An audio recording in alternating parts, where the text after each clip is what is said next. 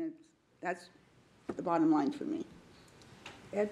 Well, yeah, I just want to just to sort of remind folks that when we talk about these things, that, you know, when they give numbers about a 14% increase, assuming it all goes up at once, just to remind everyone that we have never suggested anything along those lines. We recognize that contribution rates have to increase at some point, but we're not saying when that is, and they don't have to increase all at once. They would presumably increase gradually. So that's why it's really difficult to answer the kinds of questions I think that, Kathy, you get asked, because it's not a decision the board makes. It's a decision the legislature and the governor ultimately make, and how that gets, you know, disseminated between the various stakeholders will be a decision they make, and how quickly that happens will be a decision they make. So, you know, I think we are obligated to inform everybody what the situation is and work with them to try to figure out the best way to solve that. But we fully expect that solution comes in over an extended period of time, and it may not actually start seeing those increases until some period of time in the future.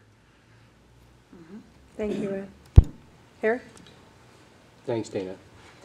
Did you do any analysis as to, we went from 78% to 71% funding ratio, and we had a good performance with the investments that year.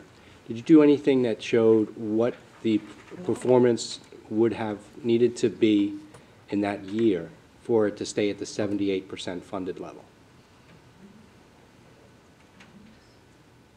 No, we didn't. Okay, because, you know, what's frustrating is, you know, we have a good year, but in reality, we're going in the opposite direction, right?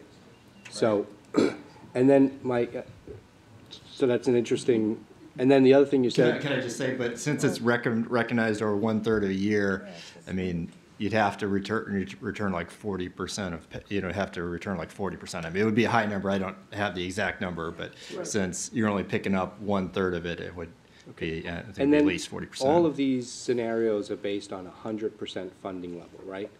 Yes, and that's true. So as I look at these numbers and I look at this challenge before me personally, it just seems like too much. It's too daunting of a task. So I look at it as what needs to be done so that we start moving the ball in the right direction, so that the funding level starts to move from 71 to 72 to 74 over a period of time.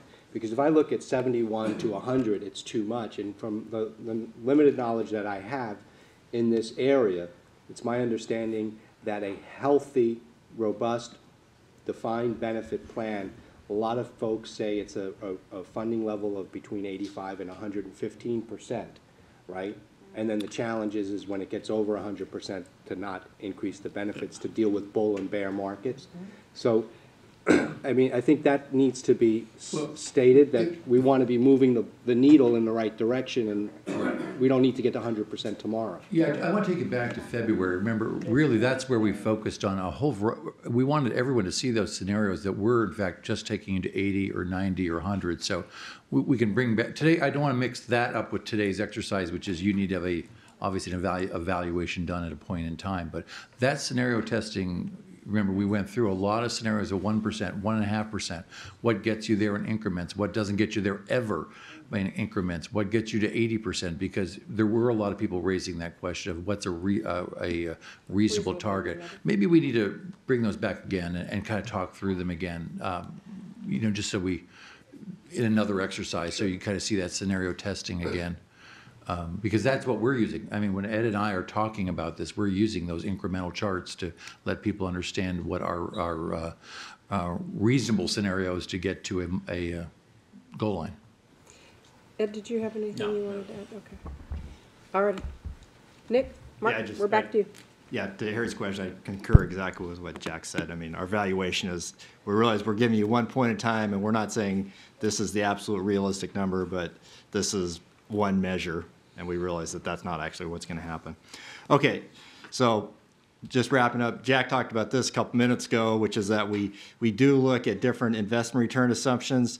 And the point is not, and we obviously spent a lot of time talking about investment return assumptions and the impact. This graph shows the additional revenue needed under various investment return assumptions. The point is just to kind of reinforce how significant what your future investment returns are going to be on how much funding that you ultimately need. As you can see, just between the 8 and the 7 3/4, it's almost 2%, and the same thing between 7 3/4, 7 1/2. So if you earn, you know, 1/4% more, 1/4% less, it's almost 2% of payroll difference. So it's going to be a significant impact what ultimately we earn in our future returns.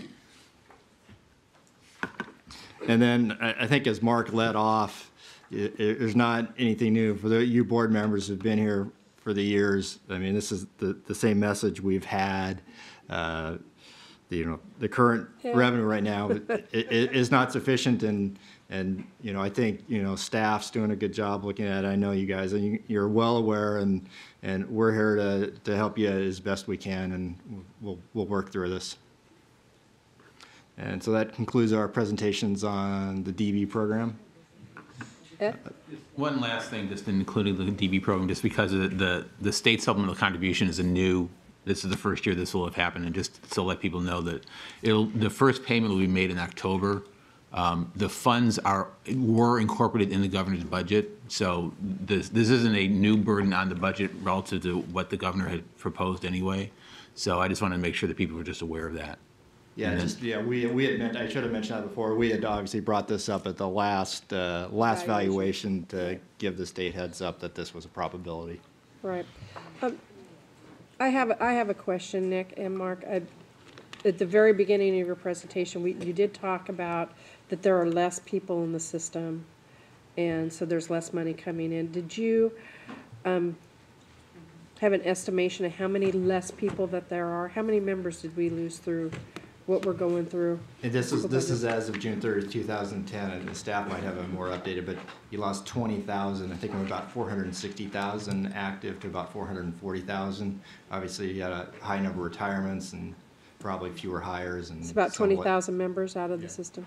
Okay. That's 3.8%. 3.8%. Thank you very much. I appreciate that figure. Beth? Is there, Dana, when we come out with this, is there any trigger that then says a certain amount has to be paid by the state? I'm trying to remember. Only on the pre-1990 benefits. Right, that's what's triggering.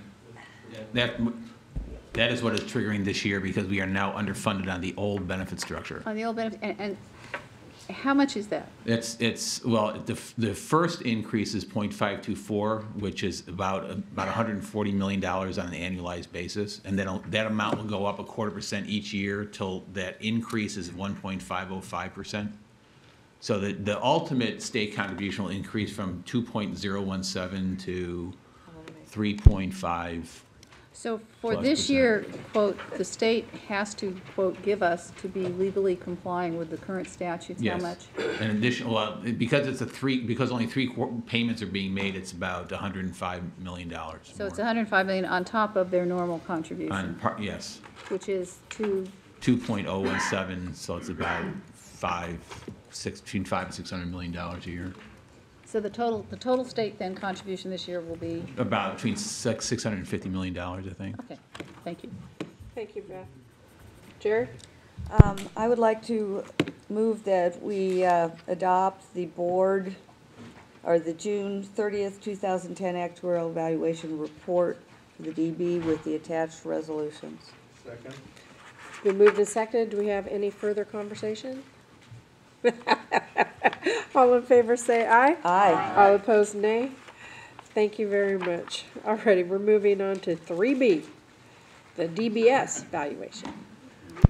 Okay, so we're going to go over the DBS and the defined benefit supplemental plan valuation, also the cash balance benefit plan valuations with you. They're really pretty much the same story, and I like this part of our presentation because this is a success story. It's a success story because even though the funding has gone down, it's coming back up more rapidly, and no contribution increases are required. So that's a success story, not having to have the projected need for contribution increases. The reason for that are because of the plan design and the board's policy. Is that an actuarial success story or a real success story?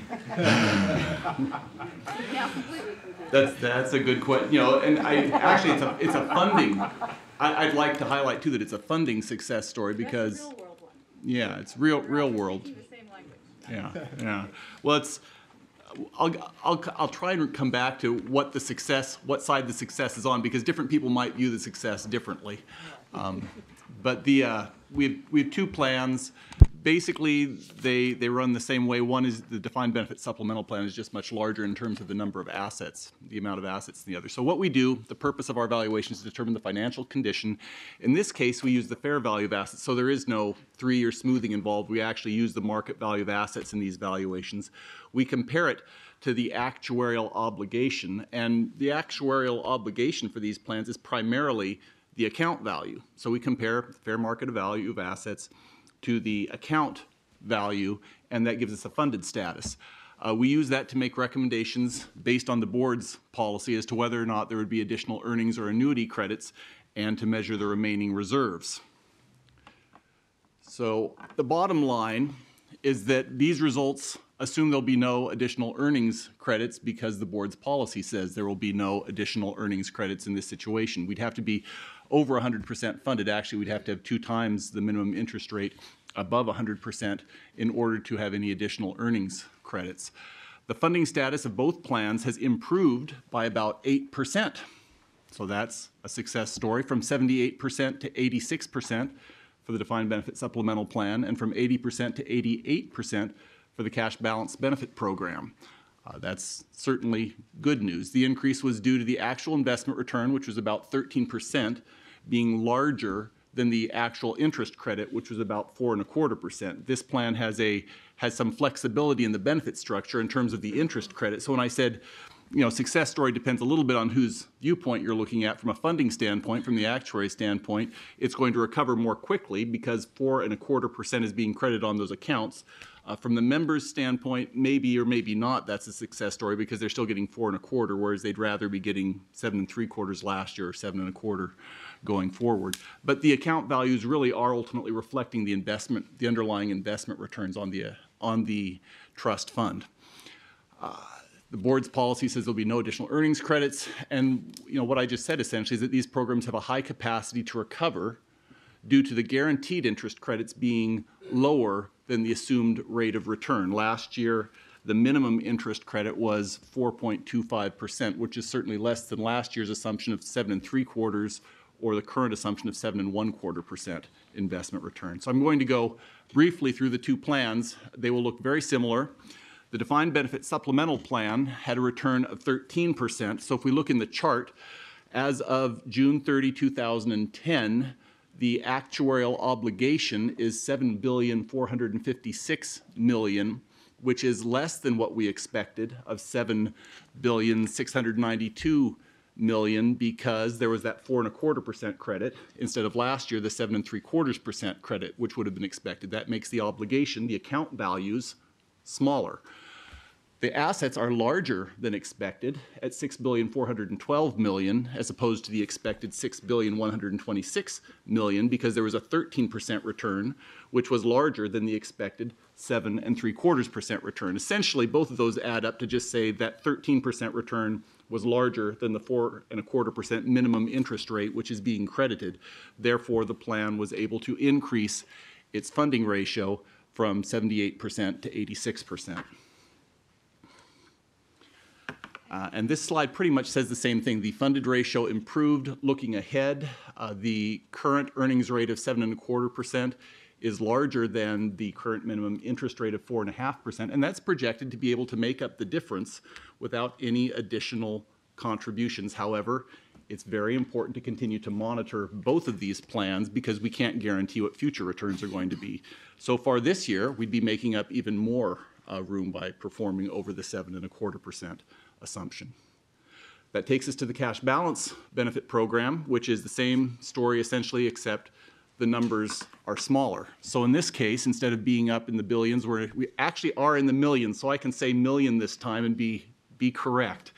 The actuarial obligation at June 30, 2010 of $129.6 million, again, is smaller than what we expected, $134.1 million, because of the minimum interest rate being credited of 4.25% instead of the assumption of 7.75%. Similarly, the assets are larger than expected because of the investment gain, and that means that the funded ratio in this case increased from 80% to 88%.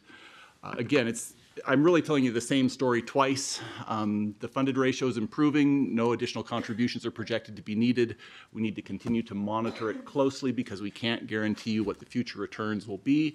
Although so far in this fiscal year, it's looking good. So as I said, actually this isn't just one success story. We've got 2 plans, so I can say we had 2 success stories. So I I had to arm wrestle Nick for this part of the presentation, but. Are there any questions on this before we proceed to the MPPP plan? I do get to do the SBMA the account next time, though. Okay. There you go. I had to make some concession. There you go. Are there any questions from the board?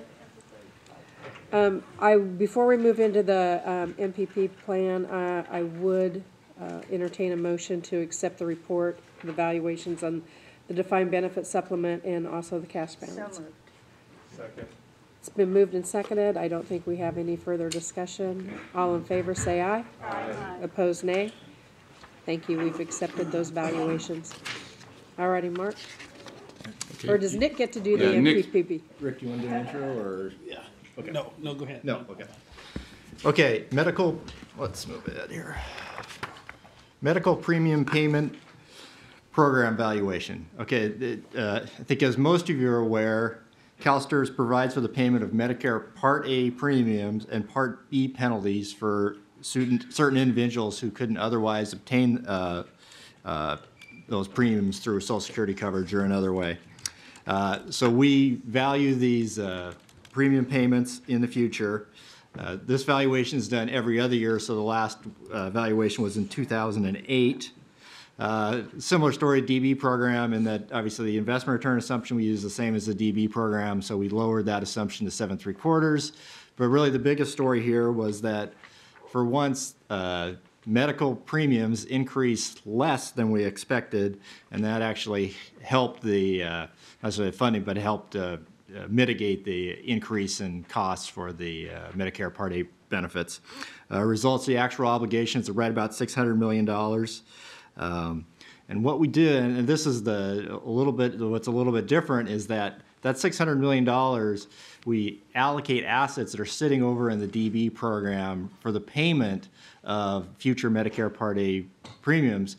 But as we've talked about before, it's not, those assets aren't actually used to pay it because there's some legal issues with that. So what actually happens is that there's sort of a credit sitting over there. So then when some contributions are diverted to pay the Part A premiums, then those assets are effectively used. So in the part, Mark didn't talk about this or in the DB program valuation, but there's about $600 million that in assets that we've assigned, so they're offset by $600 million in liabilities when we did the DB program valuation.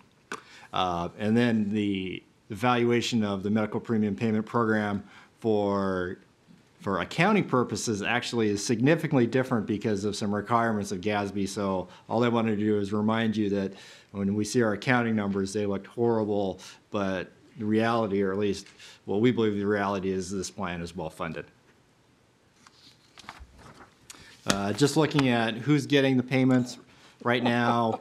Well, there's a reminder for all. Speaking of mortality rate, right?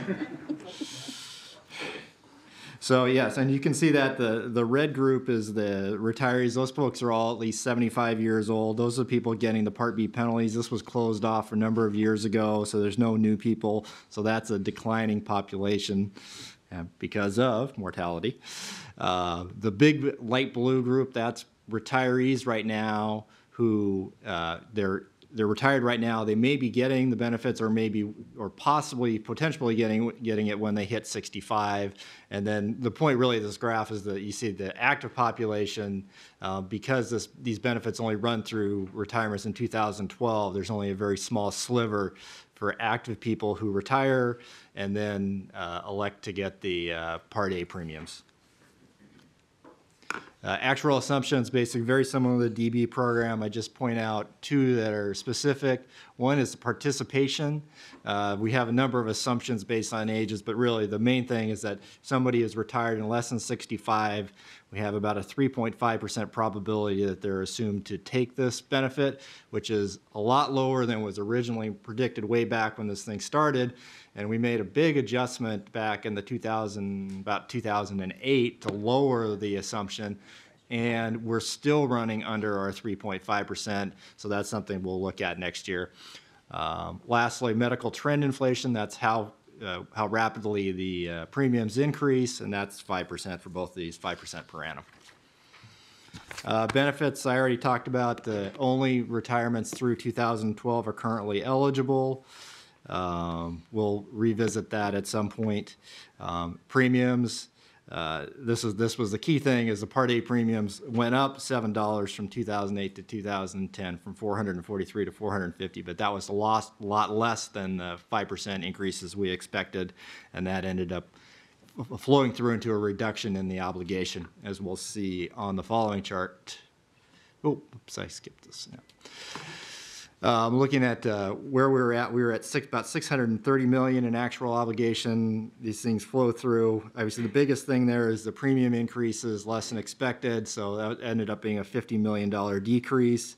And then usually, if you saw that we had two parallel slides of this in the DB program, and we saw all other were both zero, which is actuaries will love. That means we explained everything. In this one, there's actually a pretty big chunk that we haven't explained, but we did look at that, and that really goes back to fewer people enrolling in the program than we expected.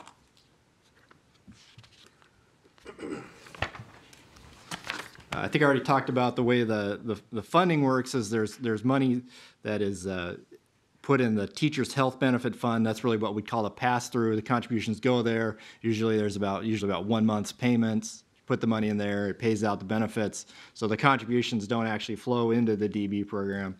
They are diverted over to the teacher's health benefit fund and then directly pay out the benefits.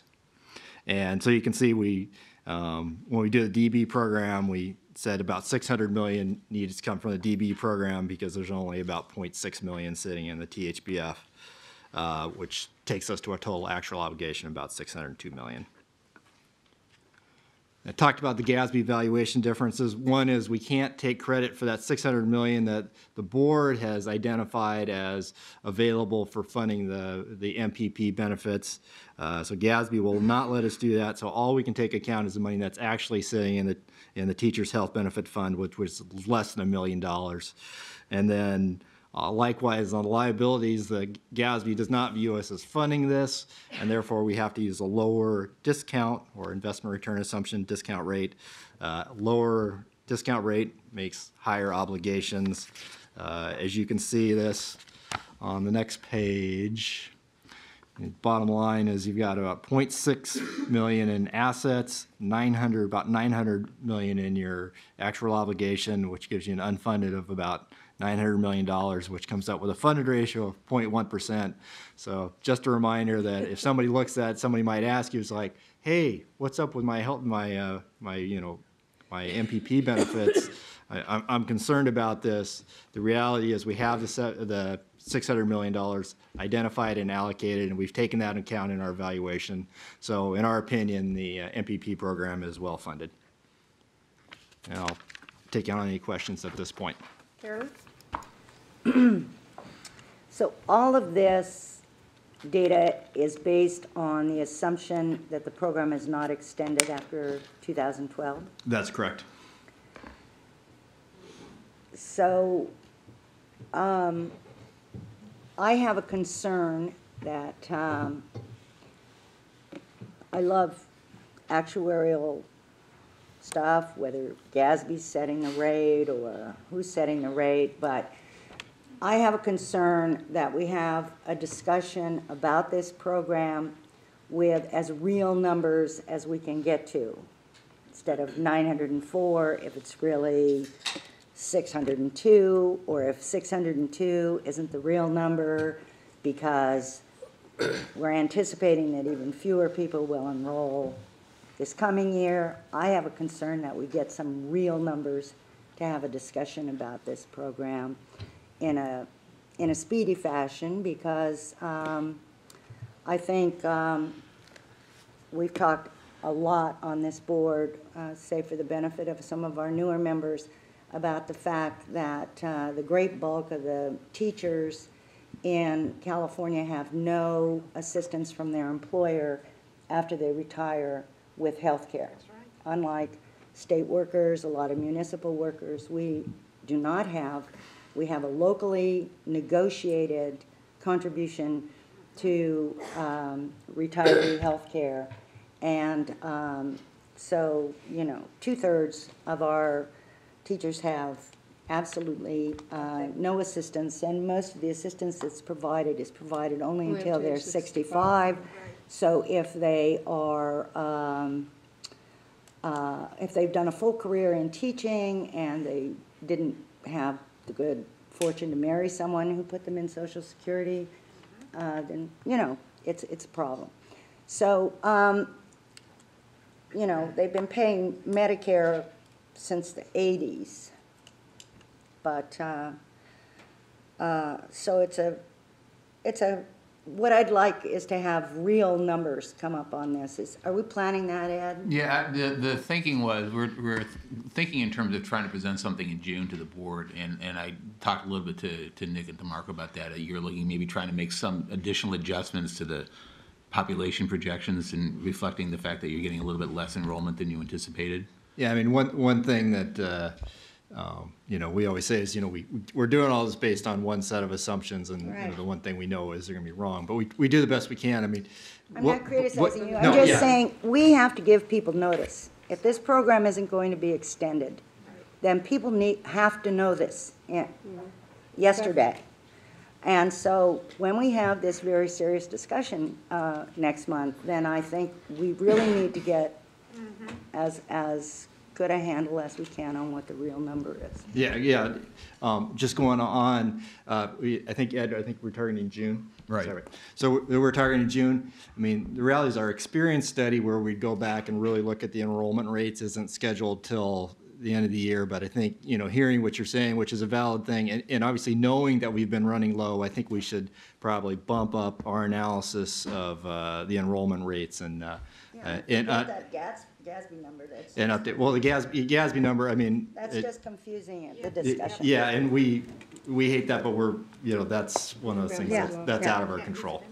Well, if I could, Carolyn, just on that word real and unreal, that just to catch your comment there, you know, your reaction is well placed, and I'm not sure I want to call it real or unreal. Obviously, I'm sorry, I apologize. Let's call it, well, no, I want to talk for a minute. It actually, but it models the problem where the GASB is going in general for the pension issue. That's why I wanted to actually talk for a minute about it. Whatever the right word is, real or unreal, but this is actually showing you how complicated this could get if the Nunez bill passed in Congress, Carolyn, or any of these other accounting adventures that some of our critics are off on right now.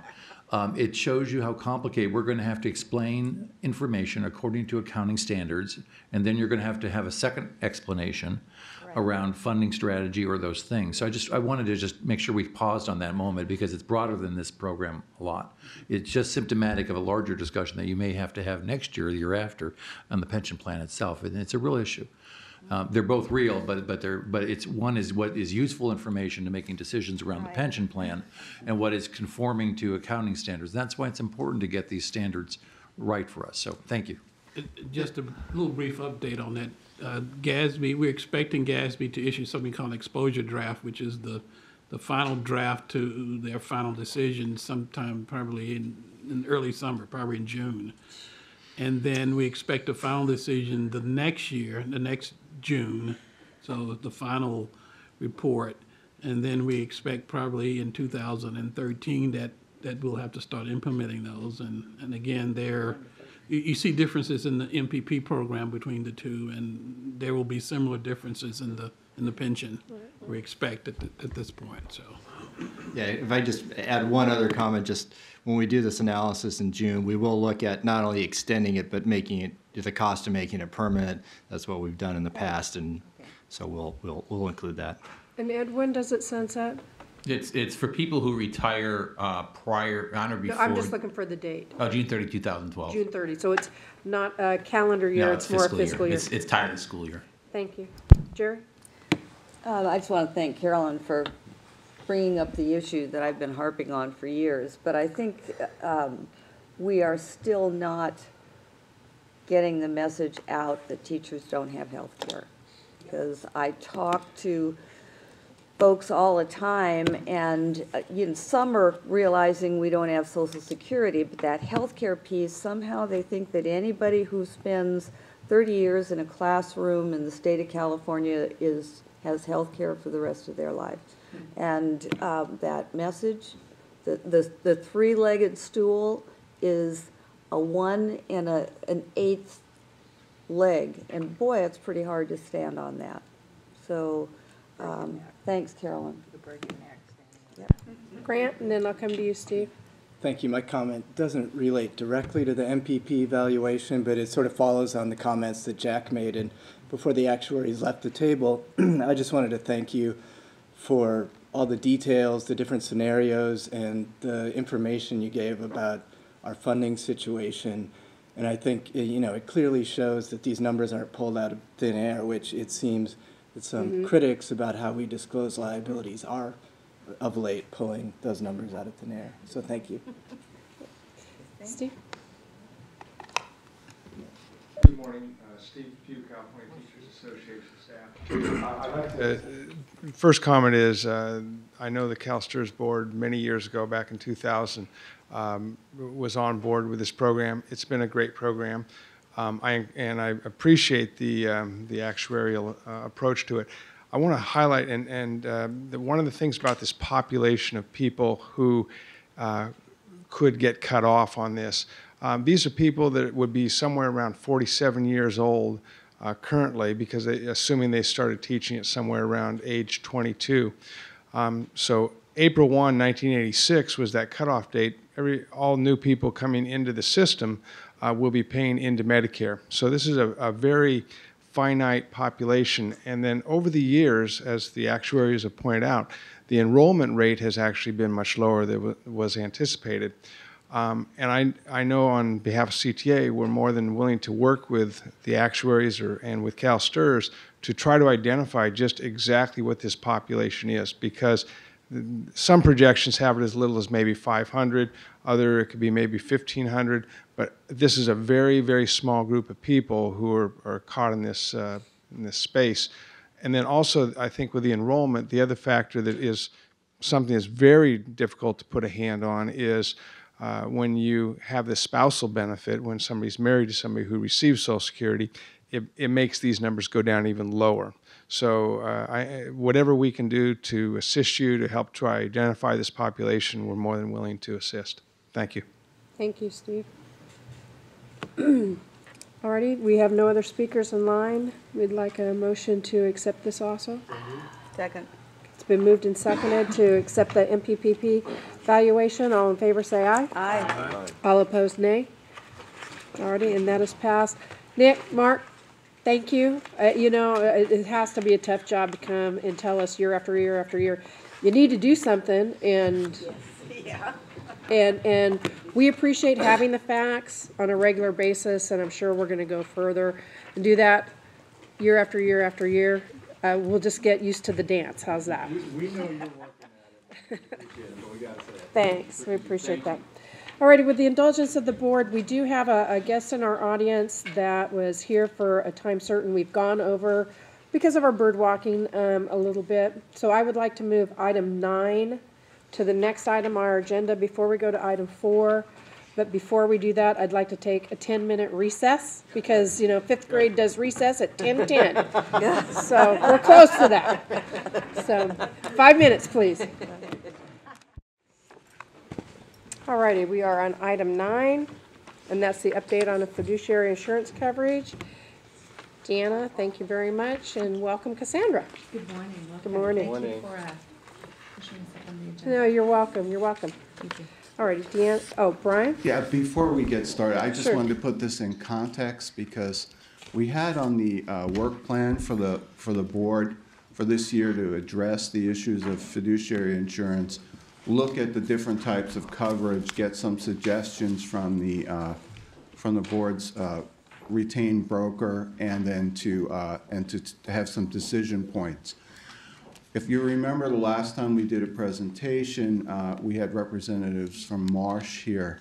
Unfortunately, we're unable to reach a contractual agreement with Marsh under the RFP, so we have to kind of start all over again in the RFP process, which allows us to take more deliberate time to bring the issue before you in some more detail to allow you make decisions.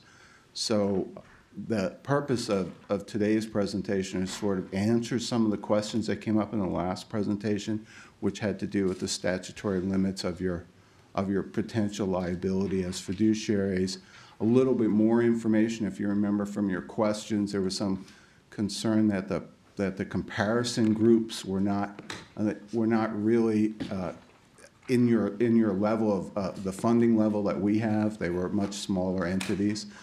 So Cassandra and Deanna have put together a presentation for you that briefly outlines sort of the limits of the fiduciary world and then also some of the comparisons. Thank you, Brian. Good morning.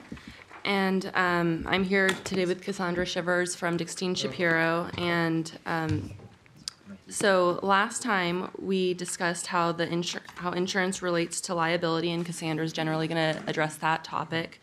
And if you have any questions, following up about the comparisons, that I'd be happy to address those, but I'm not going to really discuss those in my few statements. But in order to get to what Cassandra is going to talk about, I just wanted to give a brief overview so that we all kind of understand what the basic structural elements are for fiduciary insurance. So currently, as we've mentioned before, CalSTRS has up to $75 million in limits for insurance with a $25 million retention. CalSTRS adopted this structure in 2006, and that was largely in response to pricing issues, because before that date, we had a structure of $25 million in limits with a $1 million retention, and it turned out to be a more effective pricing structure to go with $75 million in limits and $25 million retention. So really, what am I talking about here? As far as limits, that is the amount that an insurance company agrees to pay in the defense costs of a claim. Retention, on the other hand, is the amount of defense costs that CalSTRS is agreeing to pay before the insurance company steps in with their $1. So, for example, if we have a $100 million claim in front of us, CalSTRS will absorb the first $25 million in costs, in defense costs, and the insurance company will pay the remaining $75 million. So in 2006, this really was an issue of pricing. We're not going to discuss pricing today. Once we get a broker in front of you again with pricing comparables, that's when we'll really get into that discussion. We're here to discuss more of the way structure impacts liability, in those limited circumstances. And so let me see if I have anything else to address before I pass it over to Cassandra. So basically, I just want to give, just so you kind of understand how pricing will be impacted, just so you can understand kind of the general terms while Cassandra is discussing liability.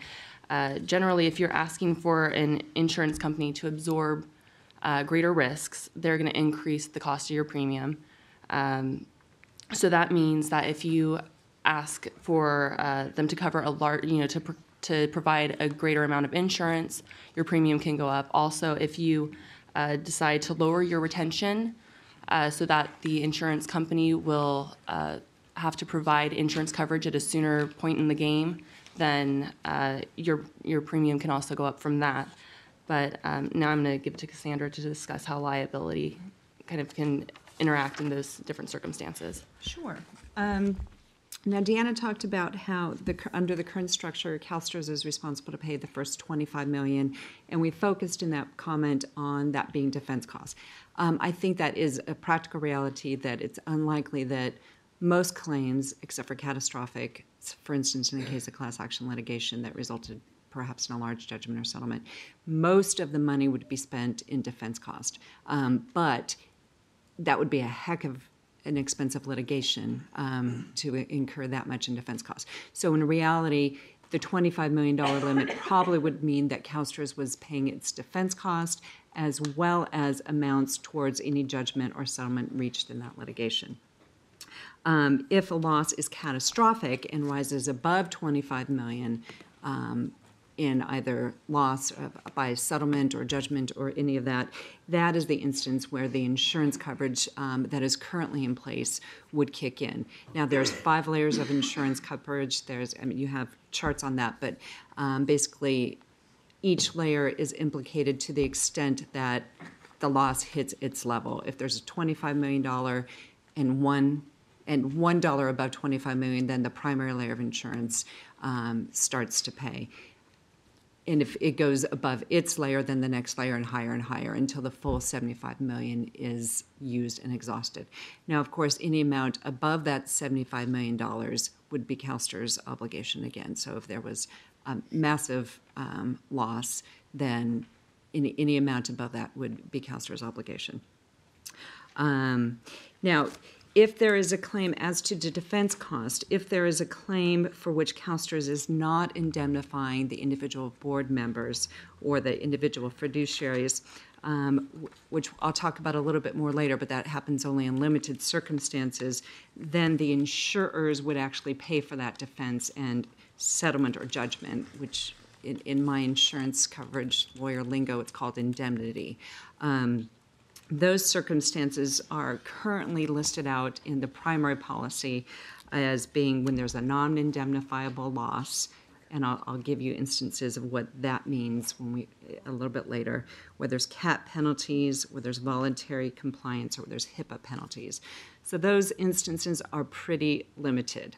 By that I mean that CalSTRS, for the most part, is going to be indemnifying its board members and paying for the first $25 million of loss.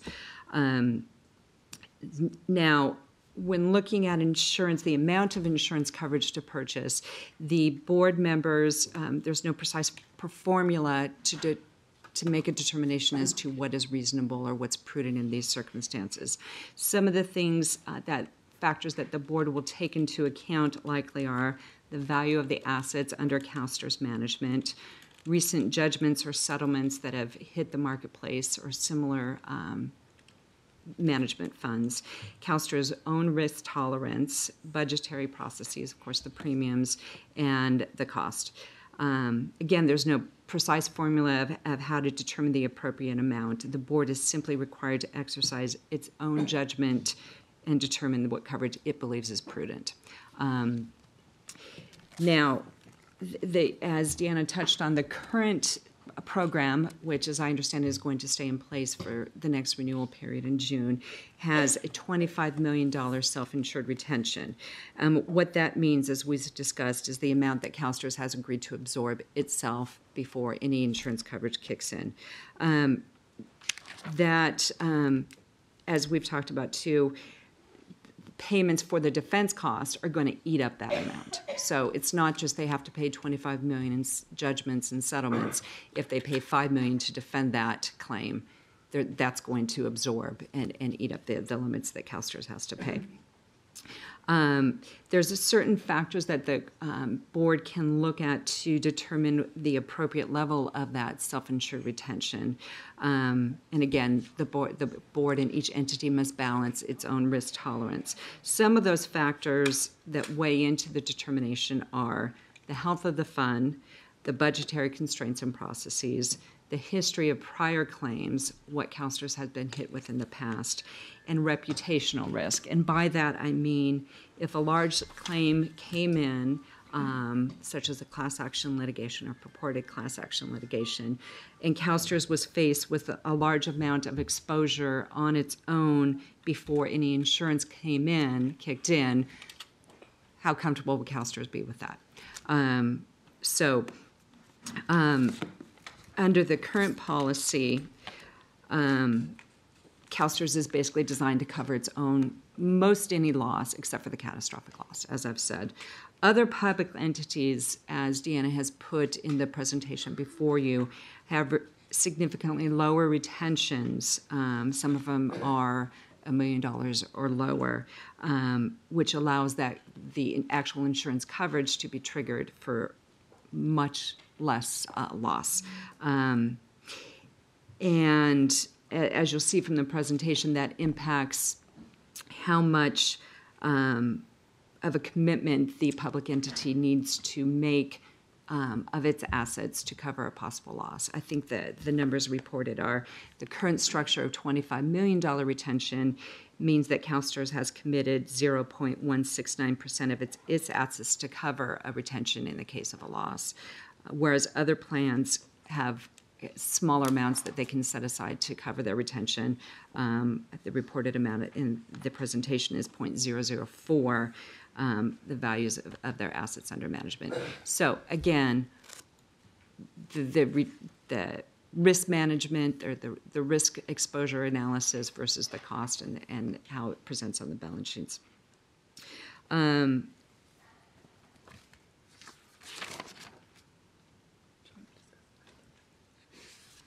Sure. Well, and maybe I'll ask the board. I was going to talk about some of the premium considerations now. We're not going to have that information now, as Deanna said, because we're waiting for a new broker of record to be placed and gather those numbers for us. But if the board is interested, I'm happy to tell you what factors the board the insurers are going to take into account. Other things that I thought might be of interest to the board are its own personal liability in the case of a breach of fiduciary claim. I got to imagine that's of much interest to the board. So They're all nodding on that. I will. Yes. Cassandra, before you go into that, I do have someone in queue for a question. Of course. Carolyn, do you want to ask that now, or you want to wait? Well, my concern is my question is that as I read the material, the background material, our structure is so different than every other fund. And, you know, we are such an anomaly about from the way this is generally done that, you know, I just hope we have some explanation of why we're doing it this way rather than the way everybody else does it. And I have a concern that if we've been doing it differently since when, 2006, that the climate about public pensions in 2011 is very different than it was in 2006. And so I want to be very comfortable with our doing it so differently than everyone else. And I'd like someone to speak to what the essential differences are about the way we do it versus the way other pension funds do it. Both Cassandra, and then perhaps we could hear as well from our fiduciary lawyer, whether he has an opinion on it. Sure. I can address that briefly. If you'll notice in the report that we have a comparison of about 14 funds or so in this, and we do mention that each fund is subject to the laws of their own controlling state, and also their insurance needs dovetail with the insurance provided by the state. So there's a lot of funds that rely exclusively on their state insurance. CalSTRS is unique in the fact that we are required to purchase fiduciary insurance, and so you'll see where some do not purchase any, and that is a definite distinction between those funds. As far as other funds where they purchase lower limits compared to what seems to be a high limit, a catastrophic limit in our case, is many other funds will also purchase different types of insurance in addition to fiduciary insurance. I don't know the particulars about those state regulations, whether they're required to purchase different types, but again, CalSTRS is required to purchase fiduciary. So That's another distinction. And as far as 2006, when the change was made to use $75 million in limits as opposed to our prior $25 million in limits, and also to increase the retention to $25 million in retention versus $1 million in retention, that was largely a pricing decision. We were able to get a lower price for, right. I understand that. But I mean, you know, we don't know which of these funds are California funds and. Right. And which aren't, because they aren't identified, which are as large as we are. We don't have that kind of information in the write-up. All we have is in graphic color, how different our bar is than other bars. Brian? And if I may, Carolyn, your points are exactly why this is, we brought this item to the board was because the world has changed. And we expected to have this finished by now, so I have to apologize that our RFP process didn't work. But that was exactly the information we wanted to bring to you, and we have been working with your fiduciary council on bringing this forward. And at some, we're hoping to bring the decision points for you and give you choices based upon both coverage issues, fiduciary council's input, and also pricing. So I just wanted to set it in context. We did want to have this completed by the end of this year, fiscal year, but we weren't able to do it. But we won't. We weren't able to do it because we couldn't reach a contract with Marsh. I'm one of We're uninsurable. Carolyn did ask for you to weigh in on this. Would you care to?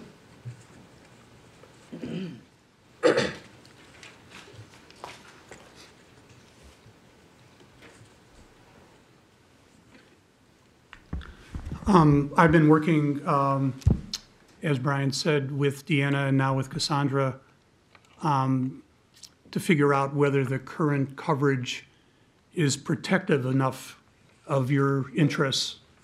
Because obviously, the key to me is to protect the board against potential liability. And with the atmosphere, as Carolyn pointed out, in which we live today, unfortunately, it may be more likely than it was 5 years ago that, someone could, wind up suing board members alleging violation of fiduciary duty. My philosophy with respect to fiduciary insurance is that it really is there to pay legal fees and to avoid the complications that might arise if a lawsuit is filed and you have to turn to CalSTRS for legal representation. If you have fiduciary insurance policy, that policy will provide legal representation with no ifs, ands, or buts, with very minor exceptions, which probably, as Cassandra will tell you, probably, are unlikely to ever arise. So what happens? You get sued either as a board or individual. You file a claim with the insurance company. They either give you a list of available lawyers, or if you have your own lawyer you'd like to hire. In my experience, almost 100% of the time, they'll go along with whoever you want to hire. So you avoid the potential complication of, if you're sued, coming to the board, getting permission to hire a lawyer, getting a permission to hire the lawyer you hire, complications of, is his or her rate too high? Is he or she qualified? You avoid all those complications. You just have a lawyer from the start. And the legal fees are paid by the fiduciary insurance company. And because you can buy what's called non-recourse insurance for, I think, it used to be $25 a pop. I don't know, maybe now it's $125. I mean, it's really a minimal, ridiculously low amount. If it turns out that a case is settled, so there is no determination that you were not, that you were or were not in violation, or ultimately it goes to some crazy jury and despite the fact that you didn't violate your fiduciary duty, they still find that you did and there's damages, the insurance company agrees that it's not going to come after you, either for the legal fees it advances or for the damages. So you are totally protected against that eventuality. And the only issue is, you know, is 25 million enough? Is 75 million enough? At some point, you know, the fiduciary insurance, you know, won't cover, you know,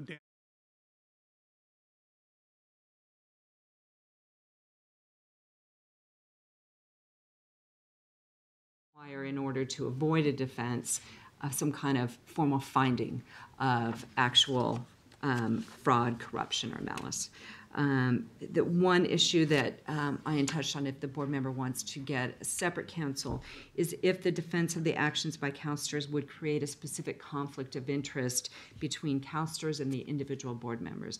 In that instance, it may be that CalSTRS elects not to pay for the separate counsel for the individual member. And then the final instances are if CalSTRS brings an action to remove the board member, or there's an action, or the CalSTRS brings an action against the individual board member for acting outside of his or her capacity. Yes. Could you could you very quickly sort of summarize that list and give us the highlights again of what those rare Absolutely. instances are that board members could be found liable? No. Or where we could seek recourse against them? Okay, and again, there's specific instances where CalSTRS can elect to seek recourse of amounts it has paid for defense there's criminal actions or proceedings, if the act or omission was outside of the scope of employment of the board, if the board member act or failed to act because of actual fraud, corruption, or malice, if there's a conflict of interest created by that defense.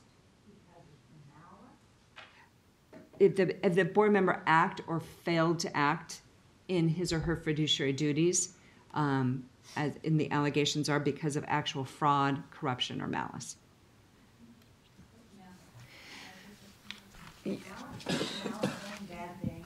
Bad things, ill intent, more than negligence. I think the critical thing is all of this is, and there's a California Supreme Court has issued some decisions that are pretty clear on this instance, that public employees will face personal liability only in the slimmest of circumstances, and that the public entity can never seek indemnification for the employer's good faith conduct in the performance of his or her duties. So the California Supreme Court has been perfectly clear in all of that, but I think it's right, and if I were a board member, I'd absolutely take these things into consideration as you're pondering all of these issues. Now, one thing too that is important, at least as far as the fiduciary liability policy that's in place, is one thing that I brought up, and I would very much recommend, is that the individual board members purchase that waiver of recourse endorsement, the $25 thing. The requirement is, though, that the board members need to purchase that waiver from his or her own funds, not from the asset funds. So I would recommend that might be a good idea to consider for folks. There you go. Yes. Yeah, I just wanted to remind you from my fiduciary lecture at the last meeting that there's an additional violation that might be also a potential liability despite the exemption for prudence and loyalty, and that is violation of fiduciary duty in administration of the fund. I always raise that as one that's a total mystery to me, what that means. But, you know, that's another one in addition to the ones that Cassandra mentioned. So and I hate ambiguous language because I don't like ambitious prosecutors to take advantage of, you know, as they are likely to do. So I just wanted to mention that that's an additional one to the list that Brian asked Cassandra to present. Well, I think that's actually a different list. The one you raised is what the individual board members can be sued for. What I was discussing is the limited circumstances in which CalSTRS would either not defend the board members or would seek recourse for amounts they paid on the board members' behalf. Carolyn, you got a question? So, I hate to be so dumb about this, but the big difference between us and most pension funds is that the first $25 million, if we get sued, the first $25 million that would undoubtedly go to lawyer fees would need to be paid by CalSTRS. Yes. And the other funds either don't have, either go directly to a lawyer, directly to an insurance company, don't have any of this, is it called retention? I think it can vary. There's Or they have much lower much lower amounts than we do. This is the major, is that the major difference that we're talking about? And there's also funds out there that that rely either on their state insurance or completely self-insure themselves. Which And is this 25 million self-insurance? Not quite. It has structured, now, when you say self-insurance, there's a number of different forms of self-insurance. Right. Now, certainly a $25 million retention is one form of self-insuring. There are other forms that self-insurance can take, but that is one of them. And I think you are very correct to focus on the fact that $25 million is a large amount of money for CalSTRS to take on its own. And as Ian has pointed out, if you had a lower retention of 1 million, 5 million, 15 million, then that amount after a claim came in. Well, the reason it concerns me about how large it is that it would seem to me to increase the likelihood of scrutinizing the particular case and predicting and trying to analyze whether or not the system really needed to provide the defense, because you're going to have to pay so much of it compared to if you have a much lower figure and, you know, the insurance company is going to have to pay most of it. So, particularly because you've gone over all of the, what sound to me like judgment issues, given that we're talking about charges. We're not talking about, you know, we're talking about charges. We're not talking about anything after the damages, after a process is already going to court. We're talking about whether you get a lawyer, whether, if you've been charged with something, whether or not you get a lawyer. And, you know, I mean, I just compare it to the deductibles on my other policies, right? If there's a small deductible and the insurance company's going to pay most of it, you know what I mean, compared to if, so. We'd really like to bring this back to you in sort of the same format that you were actually talking about when you're looking at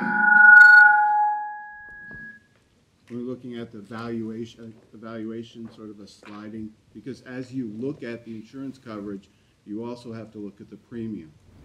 And so when the decision was made in 2006, I just feel like I want to make sure that you know that we're going to be bringing you additional information so that you can look at those moving pieces and make a decision. And one of the, there is a tremendous I hope we difference. bring a summary of this discussion back when we're just looking at pricing, because I think the issues that have been raised today are very important, and I'm very grateful, Cassandra, for your presentation. Thank you.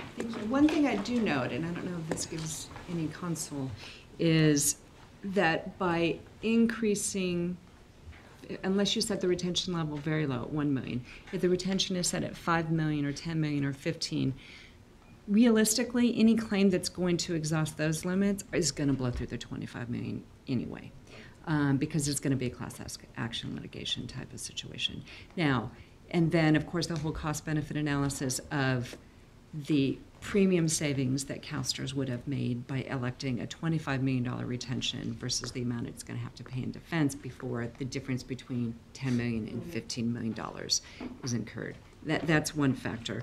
And as I think Deanna touched on, and obviously we'll get into it more next time, but setting all of the amount of the retention, the limits of liability, all of that will factor into the premium that is quoted from the insurers, as well as the insurers' willingness to take on that risk. So all that's going to come into play. Anything else with any other board members? I can't get my speaker to come on. I'm sorry, we're having some audio troubles. Okay. This is power outage. There you go, that works. Alrighty. Any other questions from the board? Great, thanks, guys. Deanna, Thanks very much. Cassandra, thank you guys very much. Thank you. too, Nice to Ryan. meet you all. Thank you. Thank you, Jack.